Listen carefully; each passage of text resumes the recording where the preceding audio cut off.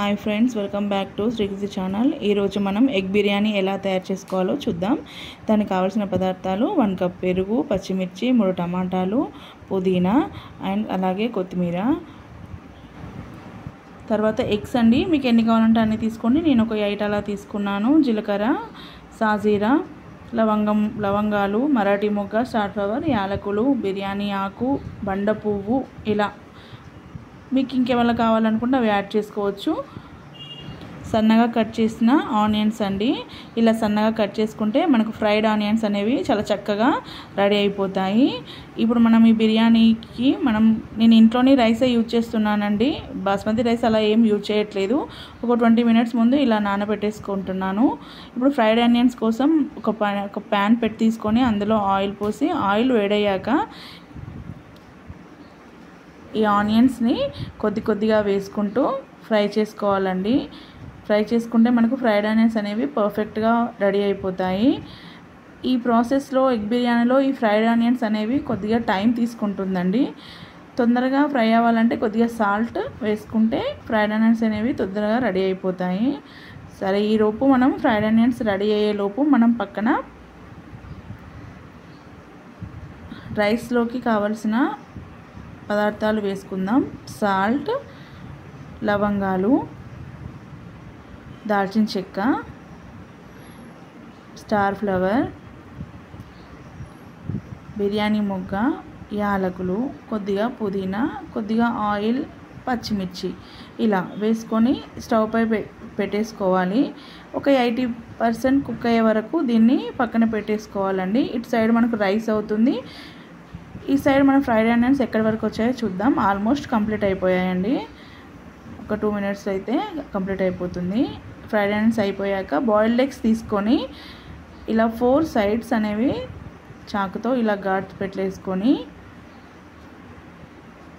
అదే ప్యాన్లో కొద్దిగా ఆయిల్ తీసుకొని, ఆయిల్ అనేది వేడయ్యాక ఈ ఎగ్స్ అనేవి ఫ్రై చేసుకోవాలండి. బాయిల్డ్ ఎగ్స్ అనేవి ఇలా ఒక్కొక్కటిగా వేసుకుంటూ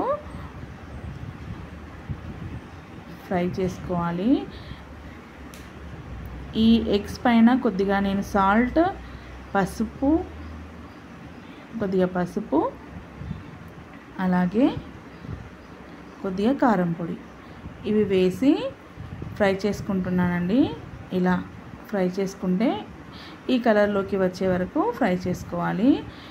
ఆల్మోస్ట్ మన రైస్ అనేది కంప్లీట్ అయిపోయిందండి. ఇప్పుడు మన బిర్యానీ ప్రాసెస్ రెడీ చేసుకుందాం. స్టవ్ వెలిగించి బిర్యానీ ప్యాన్ తీసుకొని, మీ దగ్గర ఏ ప్యాన్ ఉంటే ఆ ప్యాన్ తీసుకొని అందులో 2 టేబుల్ స్పూన్ నెయ్యి వేయాలి. నెయ్యి అనేది ఫ్లేవర్ బాగుంటుంది, చాలామంది బిర్యానీలో వేస్తారు. మనం ఇంతకుముందు తీసుకున్న మసాలా దినుసులు అన్నీ వేసేసుకొని మంచిగా ఫ్రై చేసుకోవాలి. ఒక 4 పచ్చిమిర్చి, ఉల్లిగడ్డ పేస్ట్,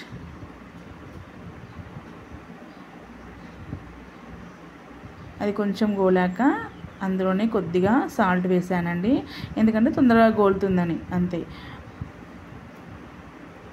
అల్లం వెల్లుల్లి పేస్ట్, ఇది కూడా మంచిగా ఫ్రై చేసుకోవాలి. ఫ్రై అయ్యాక అందులోనే కొద్దిగా పసుపు, పుదీనా వేసి మంచిగా కలుపుకొని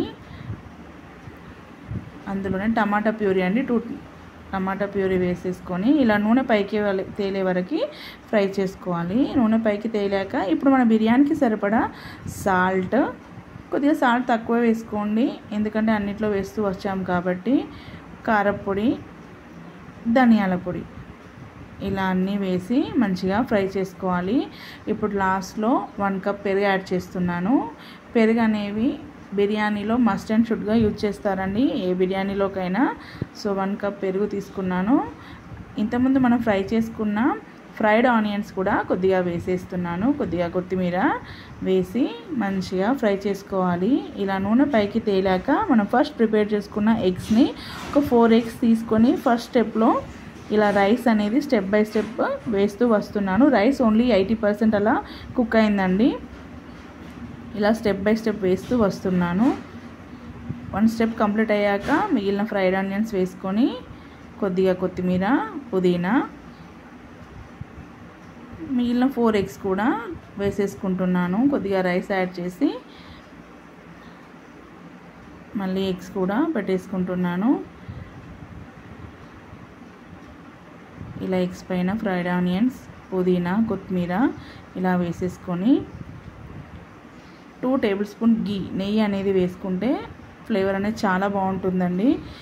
వేసేసుకొని దమ్ పెట్టేసుకోవడం. ఒక 5 మినిట్స్ అలా దమ్ ఇచ్చిన తర్వాత చూడండి మన ఎగ్ బిర్యానీ ఎలా ఉందో. బాస్మతి రైస్ లేదు, ఓన్లీ ఇంట్లో రైస్తోనే ఎగ్ బిర్యానీ ప్రిపేర్ చేసుకోవచ్చు. చాలా బాగుంటుందండి. ఒక్కసారి ట్రై చేయండి. నచ్చితే లైక్ చేయండి, సబ్స్క్రైబ్ చేయండి. Thank you for watching.